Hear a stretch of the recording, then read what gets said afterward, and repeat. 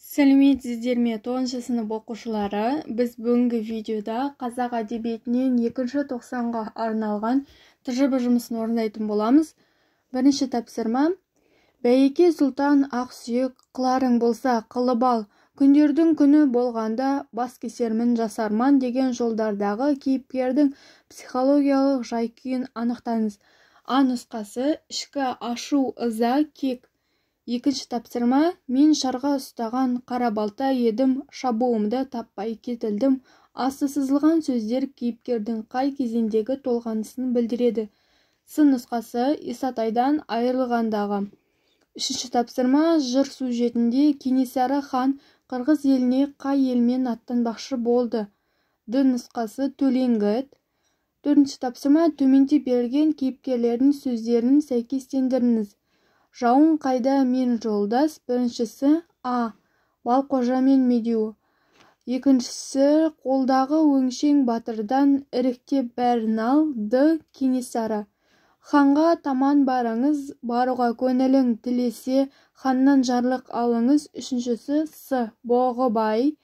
200-300 кісі көбірек, онша алып тақсыр не етейін, әскерден 30 батырды іріктеп алып кетейін. Б. Наурызбай. Сонда А нұсқасы болады, яғни 1А, 2Д, 3С, 4Б. Бесінші тапсырма. Ыстықкөл күнделігінде шоқанның бойынан қандай қасиеттерді көруге болады? Д нұсқасы зерттеушілік, суреткерлік, сыршылдық, сезімталдық. Алтыншы тапсырма.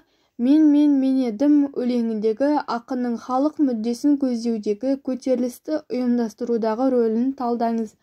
Махамбет халық мүддесін көздеудегі көтерілісті ұйымдастырудағы рөлі өте маңызды.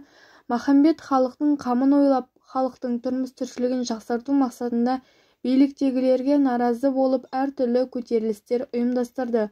Өлеңдегі мен сөзі арқылы оның ерлігін байқауға болады. Өлеңде Махамбеттің еліне деген сүйіспеншілігі және халқы мен елі үшін бәріне бара алатындығы бейнеленген. Жетінші тапсырма. Кенекем менің кеткен соң заманым қалды тарылып, салтанатты хандардан жетім қалдым айрылып, екі бірдей қанатым топшыдан сынды қайрылып. Өлең жолдарындағы автор бейнесін талдап жазыңыз. Бұл өлең жолдарының авторы Нысанбай жырау. Өлең жолдарындағы оның бейнесі Кенесары мен Наурызбайды жоқтаған мұңды бейне деп ойлаймын. Нысанбай жырау өзі жырлаған көтерілістің басынан аяғына дейін қатысқан. Нысанбай жырау Кенесарыны қазақ халқының басын біріктіруді, оның тәуелсіздігін көздеген хан ретінде сипаттайды. Нысанбай жырау Кенесарыны өзінің қанатына теңеп, оның өліміне қайғырады. Сегізінші тапсырма. Махамбеттің Баймағамбет сұлтанға айтқан сөзінен берілген үзіндіні негізге ала отырып, өлеңнің көркемдік тілі мен ерекшелігін талдаңыз. Мен едім, мен нарында жүргенде, еңіреп жүрген ер едім, Исатайдың барында. Екі тарлан бөр едім. Үзіндіде Махамбет Исатай батырдың тірі кезінде өзінің қандай болғанын жеткізеді. Махамбет Исатай батырдың ерліктерін өз жырларында жырлайды. Үзіндіде еңіреп жүрген ер едім, екі тарлан бөр едім дегенде қайталау қолданылады. Тоғызыншы тапсырма. Жыр сюжетіне сүйене отырып, Кенесары қолының жеңіліс табуына бірнеше мысалдар келтіріп талдаңыз. Кенесары қолының жеңіліс табу себептері бірліктің болмауы, қырғыздардан және кейбір қазақ руларынан сатқындық орын алуынан, әркім өз пайдасын ойлауынан болды.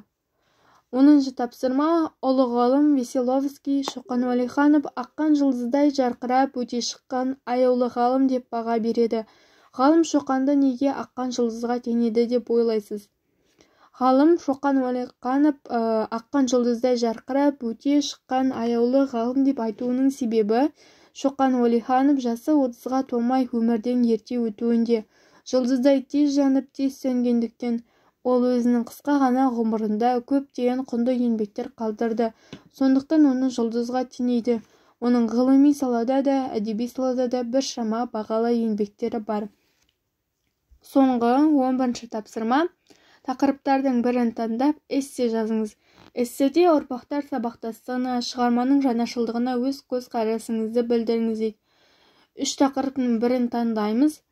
Мен екінші тақырыпты таңдадым. Шоқанды орыс достары ерекше құбылыс деп атаған Ыстықкөл күнделігінен Шоқанды жан-жақты тануға болады. Шоқанның Ыстықкөл күнделігінің жаңашылдығы неде? Шоқан Уәлиханов аз уақыт өмір сүрсе де, қазақ халқының тарихында ерекше орын алады. Оның әртүрлі саладағы зерттеу жұмыстары бүгінгі уақытта да жоғары бағаланады. Орыс шығыстанушылары оны бір ауыздан ерекше құбылыс деп мойындаған. Шоқан Уәлихановтың артынан қалған өшпес мұраларының бірі Ыстықкөл күнделігі. Шоқан Уәлиханов 1856 жылы Ыстықкөл аймағына сапарға шығып, жол бойы көрген-білгенін қағазға түсіріп, күнделік ретінде жазып отырған. Бұл сол заманға ерекше жаңалық боп енді. Сол заман демей-ақ қазірдің өзінде осындай әрі күнделік, әрі әдебиет, әрі тың зерттеу еңбегі ретінде жарық көрген осындай құнды туынды жоқтың қасы. Шоқан Уәлихановтың Ыстықкөл сапарының күнделігі еңбегі сол заманда да, қазіргі уақытта да жаңашыл болып қалады. Күнделікті осындай ауқымды зерттеу еңбегіне айналдыру екінің бірінің ойына келмейді. Ойына келген күннің өзінде қолынан келмеуі мүмкін. Осыған дейін алыс сапарға аттанып жүрген жері туралы қызықты деректер жинап, оны қағазға түсіріп, күнделік етіп жазған еңбек болмаған. Бұл осы күнделіктің жаңашылдығын көрсетеді. Шоқан Уәлиханов күнделікті нақты ғылыми ақпараттармен толтырған. Жүріп өткен жолында бірде-бір жерді елеусіз қалдырмай, оның әрқайсысының тарихына терең бойлап, оқырманын да хабардар етіп отыратын көркем шығарма болуымен де Ыстықкөл күнделігі жаңашыл деп айтсақ болады. Осымен ТЖБ тапсырмалары аяқталды.